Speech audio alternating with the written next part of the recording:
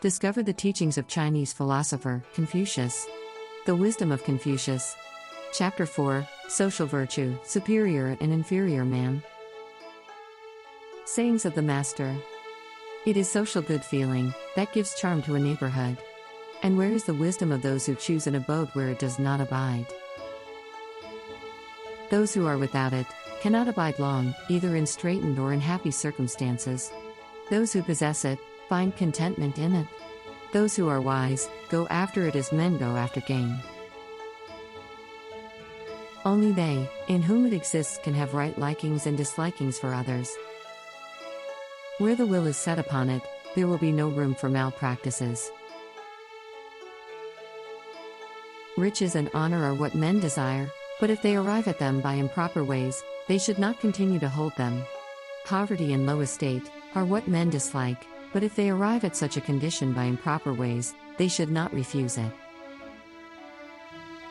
If the superior man make not of social good feeling, how shall he fully bear that name?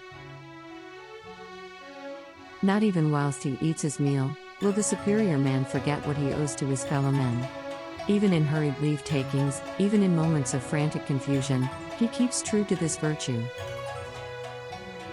I have not yet seen a lover of philanthropy, nor a hater of misanthropy, such that the former did not take occasion to magnify that virtue in himself, and that the latter, in his positive practice of philanthropy, did not, at times, allow in his presence something savoring of misanthropy. Say you, is there any one who is able for one whole day to apply the energy of his mind to this virtue? Well, I have not seen anyone whose energy was not equal to it. It may be there are such, but I have never met with them. The faults of individuals are peculiar to their particular class and surroundings, and it is by observing their faults that one comes to understand the condition of their good feelings towards their fellows. One may hear the right way in the morning, and at evening die. The scholar who is intent upon learning the right way, and who is yet ashamed of poor attire and poor food, is not worthy of being discoursed with. The masterly man's attitude to the world is not exclusively this or that, whatsoever is right, to that he will be a party.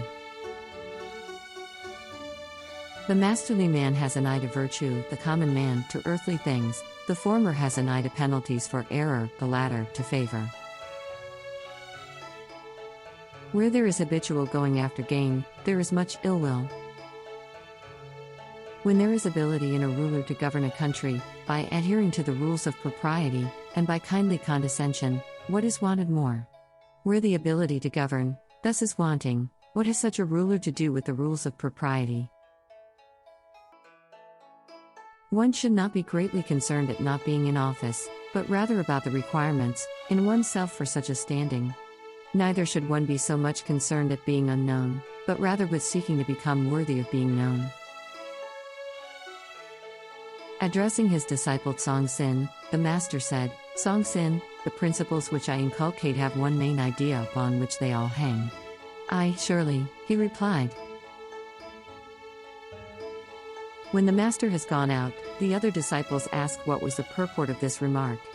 Song's answer was, the principles of our master's teaching are these: wholeheartedness and kindly forbearance, these and nothing more.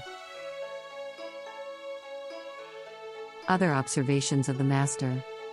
Men of loftier mind manifest themselves in their equitable dealings, small-minded men in their going after gain.